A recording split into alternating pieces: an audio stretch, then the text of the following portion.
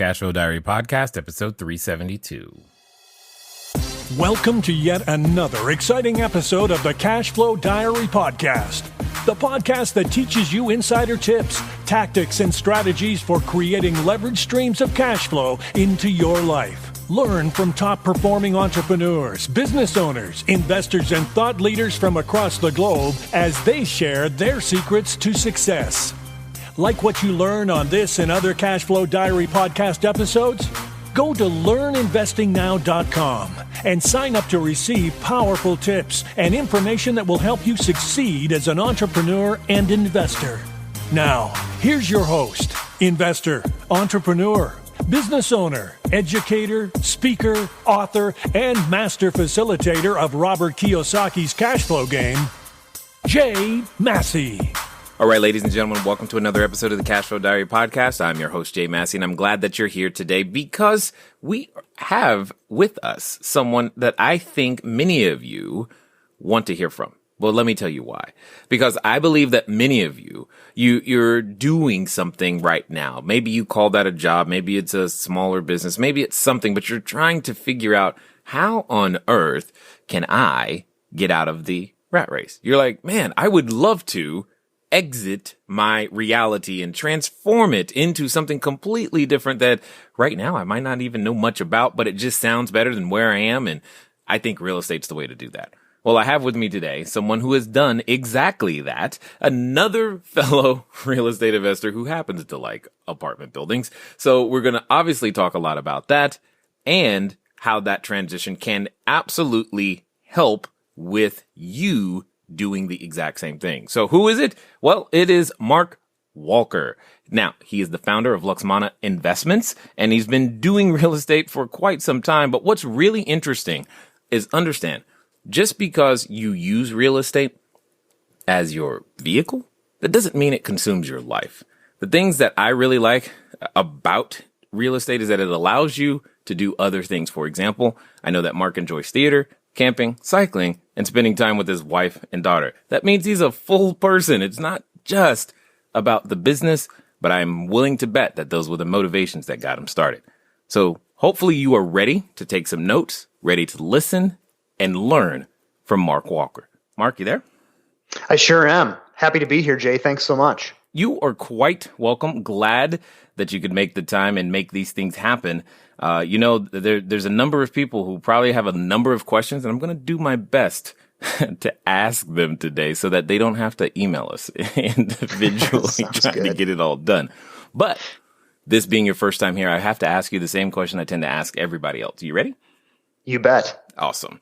I tend to look at today's entrepreneurs a lot like yesterday's superheroes. So if you think about, the Hulk or Wonder Woman or Black Widow or Black Panther, all of those superheroes, if you will, I think entrepreneurs and superheroes have a ton of things in common. For example, I think entrepreneurs, we occasionally, at least in our own minds, think we're wearing capes and tights and saving people using our products and services in various forms. But also like entrepreneurs and superheroes, we have a beginning, meaning if you think about Spider-Man, for example, there was a time he was just a college kid going to school, taking some photos. That's all he was doing. Then something happened to him. And then he has a decision to make. Well, am I going to use this newfound gift for good or evil and go out there and serve people? Meaning his origin story. And what we want to know. So my question to you is, before Luxmana, before even you got into the corporate America game, before all of those things, the question is, who is Mark Walker? Boy, that is a fantastic question. I love that. Well, you know what? I grew up in a little town in Minnesota called New Prague. New Prague? Yeah, New Prague. We actually, it's spelled Prague because there was a lot of people that originally settled there that were from Prague, Czechoslovakia. Got it. But for some reason, over the years, we came to pronounce it New Prague. And so I think that when I lived there, the town might have had a population of about 2,200 people. So I'm a small town boy. And did you say 2,200? Yeah, 2,200 is pretty small, isn't it? Oh my gosh. Okay, You keep know, going. it's so funny, Jay, because I remember a few years ago taking my wife to New Prague and showing her around. And we went to this old restaurant that had been there since, who knows, the beginning. And she's looking around. She's like, "You're really from here?" It was really funny.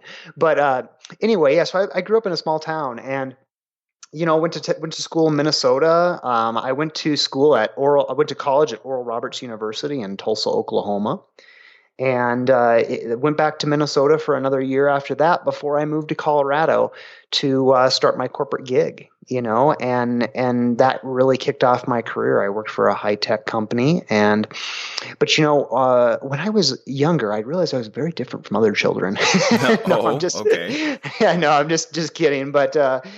I think, my entire life, I've always had this, desire, to do my own thing, be free and, not be told what to do, I guess, for the lack of better things. And I've always been a builder, I've always liked building things. When I was a kid, I played with Legos and just liked creating things. And it's one of the things too that, the way that my journey has gone, one of the things I love about real estate is that I can build things, I can improve things, and I absolutely love that about real estate. And I think that ties to who I am at the core. Got it. Okay, so a couple of questions. First of all, 2,200 people is like really small. I mean, I just sit in my head, I can't even imagine a place that small, to be honest. Because it's when you say 2,200 people, honestly, one of the things I was thinking about is like there are apartment communities that house that many. It's an apartment community that has 20. I mean, I know some like out here in Orange County, there's 1,500 apartment units in a community, which is therefore larger than the town. And I'm just like, wow, that's amazing. So then you've got to bridge this gap, though. At what point do you plant or nurture this seed? How do you even, you go to college, but you have this thing in inside of you that's seeking expression, but yet you still decide go to college, get good grades, etc., and end up in corporate America. What was that process? Why was college then a part of your process if you had this thing inside? Yeah, that's a great question, because I think that part of me, probably didn't emerge obviously until a little bit later. And it's funny, I have a friend really good friend from college. Both of us, considered ourselves entrepreneurs in college. When we both graduated, we went different paths. He immediately went the path of becoming an entrepreneur. He had his successes and his failures. I went on to work for corporate America. And I think, frankly, that was probably driven by a desire to make money, for lack of better things. And, frankly, when I look back, that probably really stemmed from fear. Right. Wanting to feeling like, I needed to make, so much money to succeed and, make it and stuff like that. And it didn't take long, before, that those entrepreneurial desires and things started to reemerge and knock at the door of my soul, And so I started investing in real estate on the side. And certainly, reading Robert Kiyosaki's book, Rich Dad, Poor Dad, really nurtured that as well. That really inspired me. And that's what really turned me on to real estate. Okay, got it. Now, interestingly, I know inside the CashFlowDiary community, there are many different occupations that we've had success with, but one of the ones that we've had a lot of success with are people who are in technology of some kind or engineers or things of this nature. So I'm actually kind of curious if you think that plays a role, your propensity towards things high tech plays a role in any way, shape, or form with your ability to execute and transact in the real estate world. Well, as far as the real estate itself, I don't necessarily believe that it plays so much of a role that, yes, my background is high tech. I worked on the marketing side. Okay. So, the marketing aspect of it, which, marketing exists in every industry, right? That certainly has helped me and aided me. Mm-hmm. As far as technology goes, though, that's definitely helped me scale. Got it. Really being able to think in terms of systems, and develop systems that can make tasks easier and to scale my portfolio. A great example of that's like bookkeeping. My tech background certainly helped me, solve a problem I had around bookkeeping as I scaled my portfolio. Got it. We want to talk about that in a second because I know there's a number of people who are having that problem. I myself had that problem until, I just hired somebody to take care of it because there was no way I was going to solve it myself. So there's one part that I always like to talk about. It's that part where I call that superhero moment, meaning that for every entrepreneur, there comes this point where you realize, oh my God, I have something special. This is a special skill that I have been gifted that I can use to go out there and then you have to make a decision. Am I going to use it for good or evil? Keep it to myself or share it with people? My question to you is, how did you discover that superhero ability, if you will? And what was that transition like going from corporate America, because it has its own rhythm, to, hey, I'm going to go do my own thing? Yeah, I think it was probably around the time when, it was probably as little as 5 years ago, when I really started to re-engage in real estate and really started to build a passive portfolio, and my passive income was growing. There was, a point, I don't know, probably when I broke maybe 10 properties that I realized, I'm onto something here. And, it even tied to my corporate America stuff too, because I'll be honest, I was getting jaded there towards the end, in my corporate job. And the reason for that was, and maybe this ties to that superhero moment, I would look at how quickly I could make decisions about my real estate portfolio with the help of my property manager, my lender, my insurance agent, everyone that, helped me along my journey, right? And then I would see the impact or the fruit that decision would bear and how quickly that fruit would start to grow, And then I'd compare that to my corporate job. Everyone had the power to say no, but no one had the power to say yes.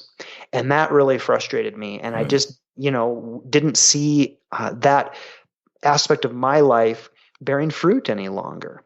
And so that's probably when I realized, I'm onto something here. I want to nurture this. I want to grow this even more. And it really started to take off. Okay, so that brings me back to something you said earlier, which I want to circle around to, because this word or phrase gets tossed around so much. And I don't think we ever take enough time to understand what it means, or more specifically, what it means to us personally. So I will ask you, because you said earlier that you had a desire to do your own thing, a desire to be free. What does being free mean to Mark Walker? It means that I can literally walk away from my work on a day's notice and stay away from it for, say, a week, 2 weeks, or more at a time, and come back and pick up where I left off with no interruption to my income. And it's the freedom to, if my daughter, if I want to take her to dance class, or if I want to go to her dance recital, or, if I find out at last minute that there's a parent teacher conference maybe we didn't have on the schedule, I can drop whatever I'm doing and I can go take care of that stuff, because those are the things that are important to me in my life, is my wife and my daughter. Those relationships, are number one. And, that to me is freedom, to be able to just drop it all on a moment's notice, stay away for a long duration, and come back and pick up where I left off. You know what I find interesting, and I think I want to highlight for everybody else who's listening, you did not say money, watches, cars, houses, or anything material in what you just shared. Yet oftentimes when we're beginning or in the middle of our business, we say things like, I just want to make more money, or I want a bigger house, a bigger car, I want, travel and vacations. You didn't say any of that. A lot of the things that you mentioned were all true quality of life, issues that surround us all. Are you trying to say that was your motivation from the beginning, is like, hey, I want this, and therefore I'm going to leverage real estate as a way to make that happen? Yeah, I think I can honestly say yes, that was my motivation from the beginning, but I'm not going to lie. I went through that phase, especially being a high paid corporate employee, where I, bought some nice things, I went through that phase, and, looking back on it, those things did not make me happy, and I'm not knocking having nice things, by the way, Right. by any means, Right. but, at the end of the day, I can look at, a car and say, it's just plastic and steel. That car's not going to hug me back. It's not going to tell me it loves me. And if it does, then Elon Musk has succeeded in his ability to take over the whole auto industry. Yes, got it. Exactly. Yep. I can remember going through that phase. And I like how you said it was a phase, because I know there's some people that may be the thing that's motivating them right now. But I think it's important to recognize that there's a personal growth side to this business that changes and changes the person, which means other things become way more important than, what car am I driving and what neighborhood am I living in. Right. And I think, I heard a phrase once, and it applies to people, but I think it can apply to things too. Someone said to me once, there's 4 kinds of people in the world: those that add, subtract, multiply, and divide. Right. And the same thing can be said about, your stuff. Right. There are things that are going to contribute towards your goal. For me, towards my goal of freedom, and there's things that's not, the fancy car that, and, all those things that, we're talking about, those subtracted, from what I had, or from my goal, whereas, I was able to go off and invest in real estate, which actually added and multiplied towards my goal, contributed to that goal significantly. Yeah. And it takes, I think one of the things that helped you do that, and I could be wrong, but it's just, there's this, you got to just take the time to plan it and think it through, as opposed to letting whatever path you're on just take you where you want to go. So what would you say would be that moment that, I guess where you woke up, where you realized, you know what? And more importantly, that conversation for a number of people is a challenge. They wake up, they go, you know what? I need something different. But then they either have a significant other, or they have to talk to themselves, or, friends, and say, look, I'm going to go do this new thing, way over here. I'm leaving this job that I know to you it looks great, but to me it feels like a jail.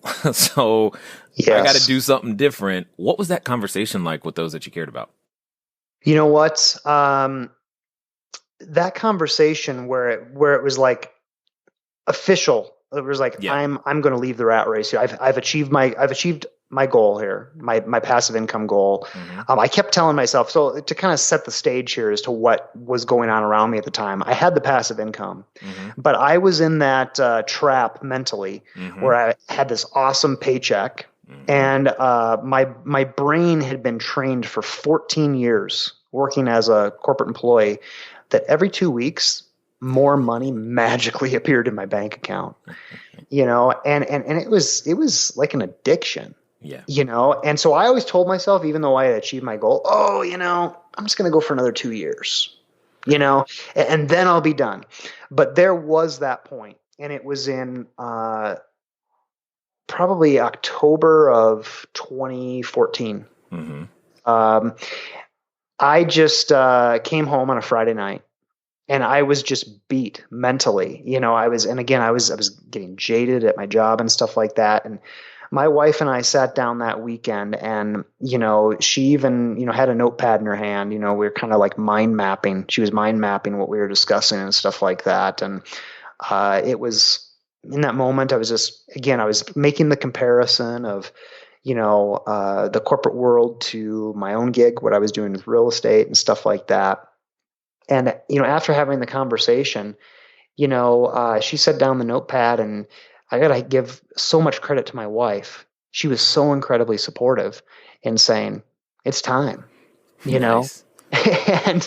and she was very supportive around that. And but prior to that too, in leading up to that, knowing that this was always my goal, what I did very early on is I asked myself what kind of lifestyle I wanted to live. And I was able to quantify that lifestyle. I knew how much that lifestyle cost because I started living it. And at this point, I'd gone through my phase, of driving the really nice cars and stuff like that. And but I was able to quantify that. And then I said, okay, my goal is going to be to achieve 2x that in passive income.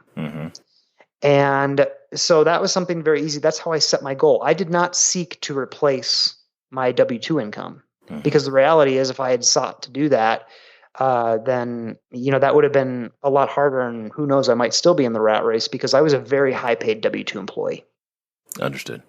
And so that's something that, for anybody that's interested in doing this or aspires to do this, this is something you can do right now, today. You can ask yourself, what kind of lifestyle do I want to live, and start living it, quantify it, and then set your goal based on that. And, I just want to say too, I'm not cheap. I'm not thrifty. Right. My wife and I, we live well. I went on we went as a family last September to Disney World for 7 days, stayed in 5-star accommodations. In October, my wife went to Paris for 10 days. I just went to Whistler. I just got back from Whistler, 2 or 3 weeks ago. I went out there to ski for 5 days. So we live well, but just know what kind of lifestyle you want to live and start living it. Well, what I like about what you just said, because there are a number of people that, well, the goal is, I'm going to replace what I'm making now. And if I can't do that, then, no dice. There's no game here. But you did what I think is even smarter in that you're like, what I'm making now is great, but I may not need all of that in order to have the quality of life that I want. And the second decision, which I wish someone would have counseled me on, was to go for 2x, not just 1x of that. Sure. Number, because stuff happens after you, as you well know. And what I think is interesting is that you did all of those things and you were able to put yourself in a position that says, less than what I currently is still okay. I mean, it doesn't have to be better, or more money doesn't mean higher quality of life. But as just kind of curiosity and fun, what was the fancy car that you were enjoying driving at one time? In 2008, I had a Nissan 350Z Nismo. So this was the decked out, sounds like trouble, racetrack ready, bright red sports car. Got it. When I was a teenager, I used to sit on the floor of the living room and I used to just page through the Toyota Supra brochure, of like the 1993-94 era Toyota Supra. Yep. And I remember that Nissan 350Z Nismo reminded me so much of that Supra, And so I bought that. And then after owning that for a while, I had an Infiniti G37 XS, which was a pretty zippy car too. A lot of fun. Love it. Okay, got it. Yeah, I went the German route, not down the Audi. That was like my thing. S8 nice. series. So the luxury performance like sedans was I'm taller. I can't fit in either one of those cars you mentioned. So those were never even on the plate because it's like, I can't fit in that. It's not even, in fact, I remember the day I was going to go test drive a Lamborghini and I didn't because I couldn't get behind the wheel. And I'm just like, that was when my love affair of Lamborghini ended, but that's a whole nother. Sounds more like a breakup there, man. Oh. It was really sad. It was really, really, because my dreams were shattered. I had Lamborghini everything, everywhere. But anyway, it's all good.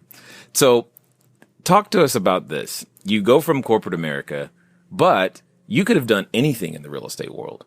Why apartment buildings? Well, there's a lot of things that I love about apartments. But I think the biggest thing is the economies of scale. I had a mentor that told me some time ago, Mark, the bigger the deal, the easier it is. And I always got what he was trying to say, but it never really resonated to me until I bought a 64 unit apartment complex. I realized that I spent just as much time renovating a 64 unit apartment complex and repositioning that asset that I did a 12 unit apartment complex.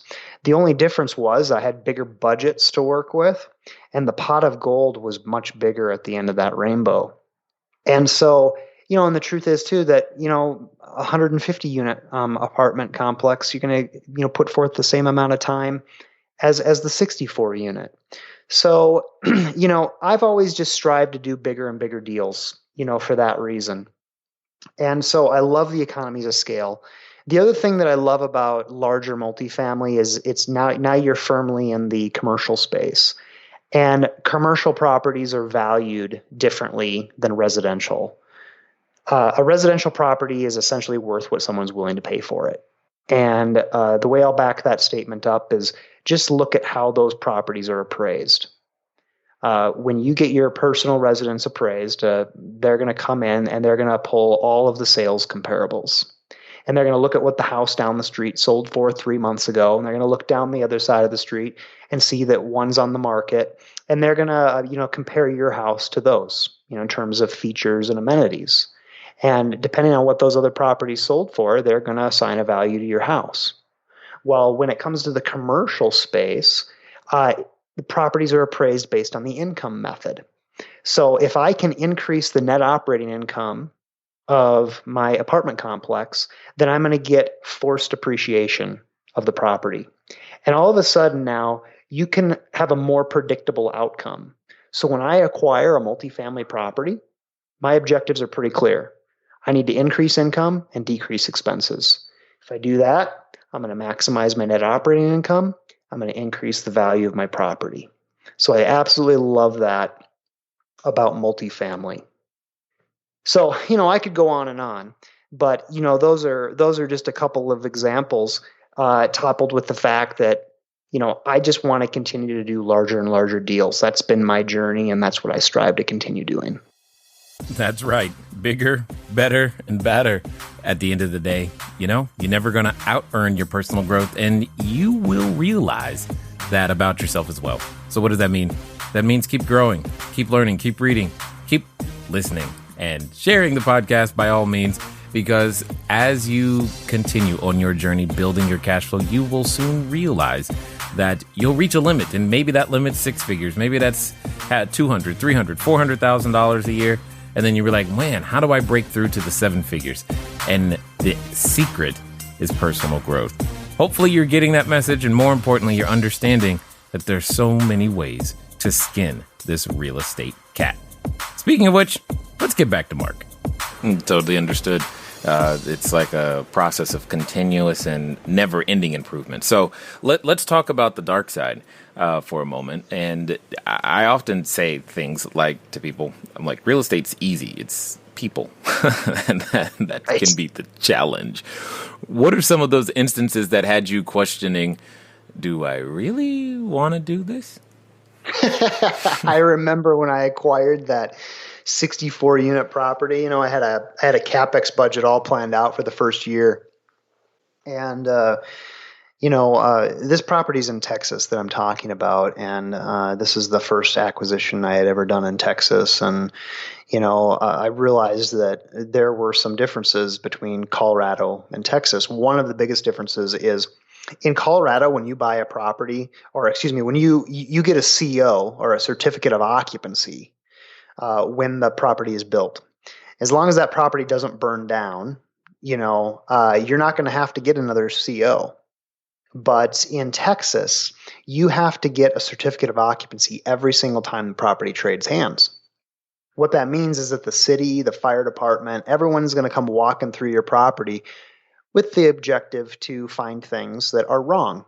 Oh, joy. And yes. And then they're going to hand you a piece of paper at the end, and they're going to say, you have 30 days to fix this. And, there's a number of things that I had anticipated, that no problem. I had planned to address those things anyway. Maybe the only thing there is I was hoping to do it gradually as opposed to have 30 days to do it, but no big deal. But there was one particular thing, the pool. The pool was inspected, when I was doing the due diligence for the property. It was good condition, but the city disagreed. They said, we want you to replaster the pool. Isn't that funny? I mean, it's like, who would have thought that they would care about, plastering the pool, much less have a say in that, but they did. And so that's supposed to be like a $6,000-$7,000 event. But of course, once you start peeling back the onion, right, one thing happens after another. That turned into a $15,000 ticket. And let's be clear, you weren't planning on spending that at all, let alone in this 30-day window. Exactly. And arguably, I don't think it needed it, but no problem. Everything worked out okay. I came in under budget on a number of other things where I was able to trim the CapEx budget and stuff like that. Obviously, the lesson learned was that, I should always set aside my CapEx budget a little bit more, for maybe deferred maintenance that we didn't anticipate, things like that. But, all is well that ends well. But, boy, that was a time where I was just kind of gritting my teeth, thinking, I don't know about this, maybe I should just, buy single family homes here in Colorado, but, I got over it. No big deal.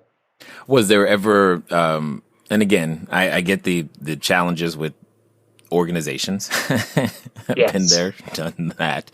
Right. What about any challenges with the residents? Is that something that you've encountered that has ever made you question, like really? That was what you did? That was like the idea? That was the solution?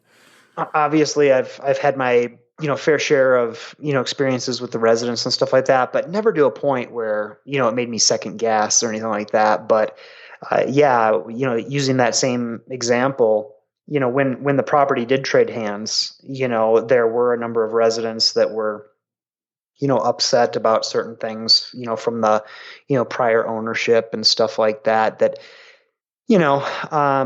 it turned out they were happy, when they saw, how much, I was investing to improve the property.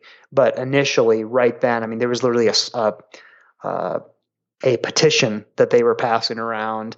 I don't know what they had hoped to really accomplish with it, but they were passing around a petition, to address certain things, and, again, I was improving the property, and, once they saw, the contractors there and, the things that were being done and improved and stuff like that, everyone was happy pretty quick.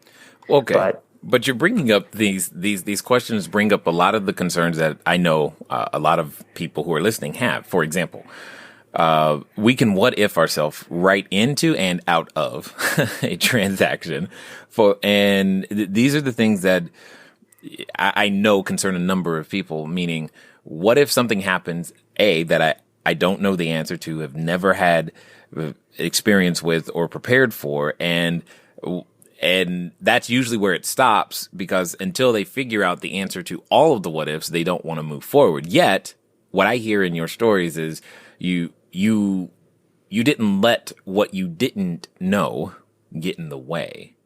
So where does that come from? I think, I can definitely relate to the people that want to check all the boxes, right? I mean, I think we're all to a certain extent, risk adverse, and it's wise for us to anticipate, possible problems and things like that, because we can do something about it, right? But, for me, I'm not so concerned about what could go wrong, because I believe in my ability to step up and deal with it, right? So, there's always going to be unknowns and stuff like that. But if you believe in yourself and you believe in the team that you have in place, then, I think that's less of an issue. And that's the thing too, is that I am totally a systems guy. I make sure that I have, top-notch property management in place, and, people locally that can, help me through, some of the hoops and stuff like that come along with this. But yeah, you're never going to be able to anticipate everything that could go wrong, and things will go wrong for sure. Right. But you have to believe in yourself, and what can you do today, to prepare yourself for what could happen tomorrow. So I agree with you 100%. But there's still someone going, well, how do I become that person that can believe in myself, Mark? I mean, I've not put myself in that situation before, and I'd like to know that I can do what you did. I can respond to the unknown, to a $15,000 bill, which, by the way, everybody, that's not a lot of money to suddenly have to figure out. Right. So let's just be really clear. The bill could have been a lot larger, and we've handled much bigger issues than 15 grand. But the point is, if someone right now listening to you and I, 15 grand, that threw them like, oh my God, whatever would I do? But so how do they become that person that can begin to trust their ability to stick it through, and respond appropriately? Take action. I say this all the time, right? I don't know. I'll incorporate it into a broader perspective. Learning leads to action. Action leads to success. So you never want to stop learning. The very fact that, people who are out there listening to this podcast is a good sign, right? You're learning, right? From there, start to take action. If all you do is start to analyze properties, maybe you go out and you look online, you look on the MLS, you find properties and you start analyzing them. Most of those properties might not even pencil, as I say, right? They may not make sense. But what's important is that you're taking action. You are going to learn, and you're going to understand what a good deal looks like. And when that good deal comes along, you'll be prepared. You'll know what it looks like, and you'll be ready to take the next step. So, do something. Start taking action today. Mm-hmm. That doesn't mean signing a contract. It doesn't mean closing on a property, right now, but start taking action towards and steps towards your goal. And you're going to learn things along the way. You're going to have successes. You're going to have failures. But what's that phrase? Fail often, fail quickly. I often say fail fast, fail forward, and fail frequently. That's good. I like that a lot.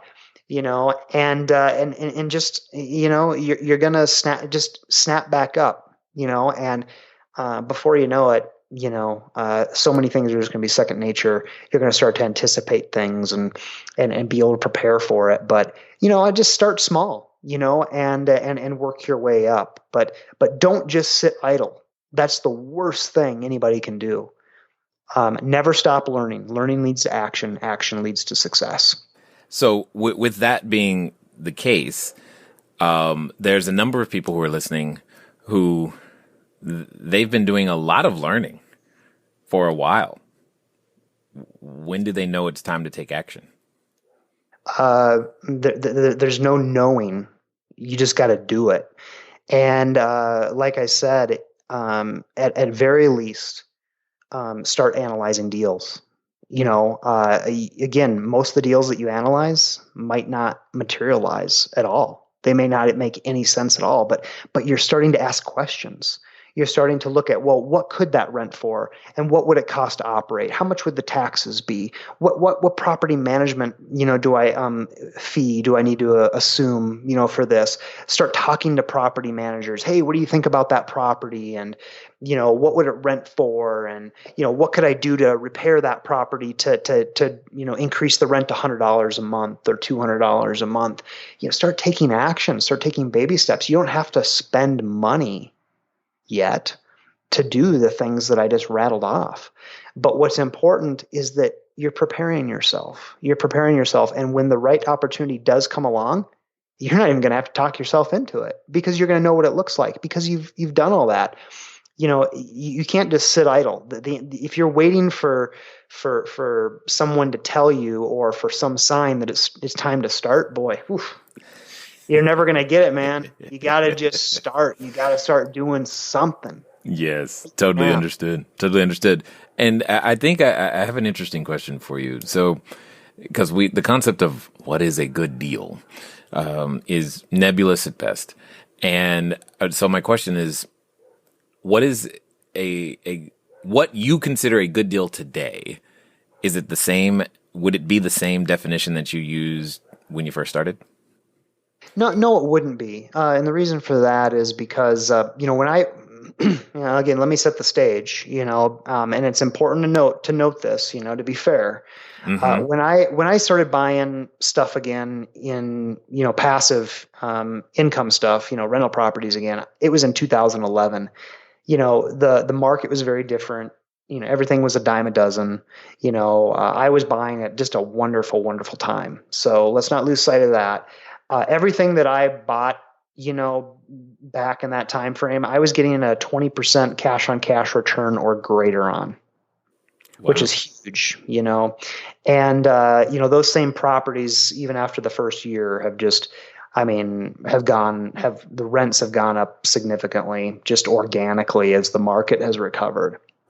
So, with that said, I was turning my nose up at stuff back then that if it didn't pencil with a 20% cash on cash return or greater, I'd turn my nose up at them, and I would walk away from it.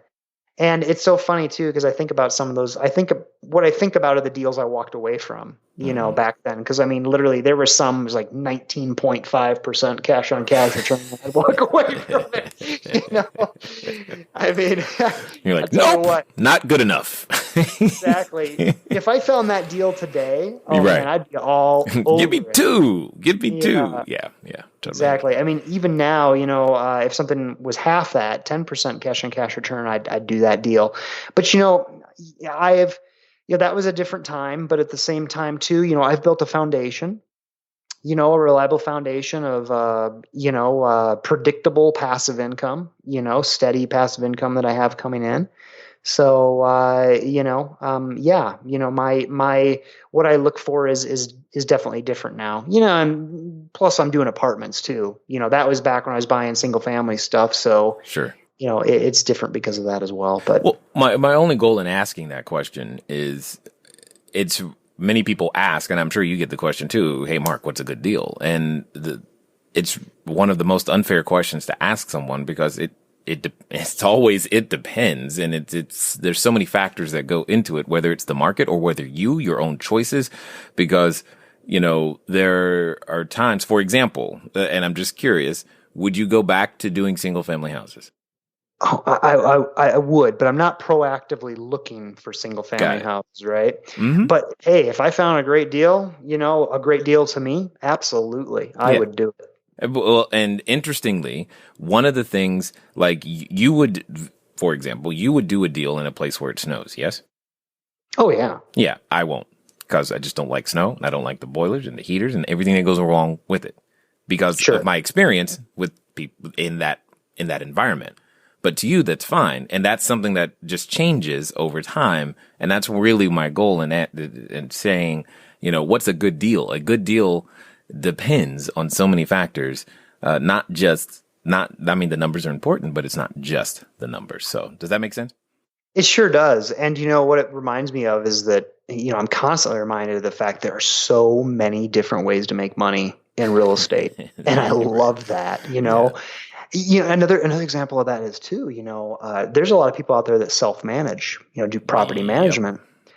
I will never ever do property management. I always use third-party property management. I will never do property management. But you know what? I'm not knocking it because there's some people that are so incredibly successful self-managing their properties. I have nothing bad to say about it, but it's just not for me. Yeah, totally understood. And that's exactly what I'm saying is I won't manage either, by the way. So it's like, no, there's so much is like, no, you're not saving any time or saving any money. Nope, it's not worth it. So yeah, that I totally get that one too. So for those that have listened this far, and probably want to find out more about what you guys got going on over at Luxmana, et cetera, what's going to be the best way for them to find out more information and know more about what you guys are doing?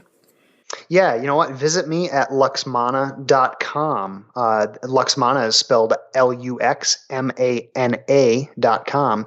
And as a matter of fact, too, as a way of saying thank you for listening this far, I'd be happy to give you a guide that I've written. It's called 10 Not So Obvious Ways to Boost Your Multifamily Property NOI.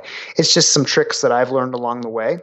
And whether or not you're an apartment investor or aspire to be an apartment investor, or maybe you don't even do apartments at all, there might be something in there that you find valuable that'll help you increase your returns on your real estate investments. So check it out. That'll be at /CashFlowDiaries. So luxmana.com/CashFlowDiaries. Excellent. So as we end here, I've got a question for you. Because it's a question I like to ask everybody, and I'm interested to hear your answer. So let's pretend for a moment, Mark, that the person listening is contemplating, deciding, hey, I want to put on that superhero outfit for the first time. I want to become that superhero. Maybe they're even standing in front of the superhero outfit store, right? They're ready to go.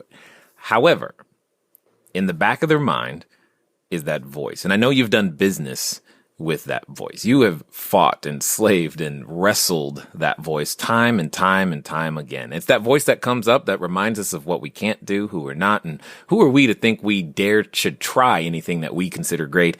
And for some people, they're even related to that voice. So my question to you is as follows. Let's pretend for a moment that the person listening is going to commit to doing exactly what you say. And they're going to do so in the next 24 to 48 hours because they're going to finally make this thing happen. My question to you is simply this. What would you have them do? Well, the first step that I do, and this is what I did, is I would ask yourself what kind of lifestyle you want to live, and then put a number to that. You're going to know what your monthly bills are, what kind of lifestyle you want to live, put a number to that. And then decide what percentage of that number you want in passive income, if that's what you aspire to do. For me, it was 200%. I wanted 200% passive income off of my expenses. So set that target. That becomes your goal. And then after that, start taking some kind of action. Again, it doesn't need to be action that costs you money. It's going to cost you your time, and that's the most precious thing you have, but you're going to have to commit your time to make this happen. The other thing that I want everyone to realize is this is not a decision you are going to make once. This is a decision that you are going to wake up every single morning, and you are going to make that decision every single day to escape the rat race. And you need to ask yourself, what do I need to do today in pursuit of my goal? Nice. Well said. 100%. I definitely appreciate you taking the time to not only offer something that could be of value to those who are trying to better their apartments, but most importantly, sharing the knowledge, your insight, as well as your wisdom here with us today at the Cashflow Diary. Yeah, it was a pleasure to be here. Thank you again so much. And you know what, J2? I realized that I gave out a bad URL earlier. Oh. That slug is not. It's actually luxmana.com/CashFlowDiary. I think I said CashFlowDiaries before. It's singular, CashFlowDiary. Yes. So sorry about that, but it's okay. Head that way, get that paper. Indeed. All right, ladies and gentlemen, you know what time it is. It's time for you to move at the speed of instruction. What does that mean? That means go to luxmana.com/CashFlowDiary and pick up those tips that he is giving you, the not so obvious ones on how you might be able to increase that NOI. But more importantly than that, I want you to pay attention to what he said at the end. What kind of lifestyle do you want to live? What percent of that number do you want to be passive income? And more than 100 is completely fine and often recommended. But most importantly, remember, the decision you made today, you made a decision today to listen this far. Guess what you're going to have to do tomorrow? You're going to make another decision that keeps you on the same path, and the same thing for the day after that. It's been fun talking to you guys today. I look forward to talking to you soon. Until next time.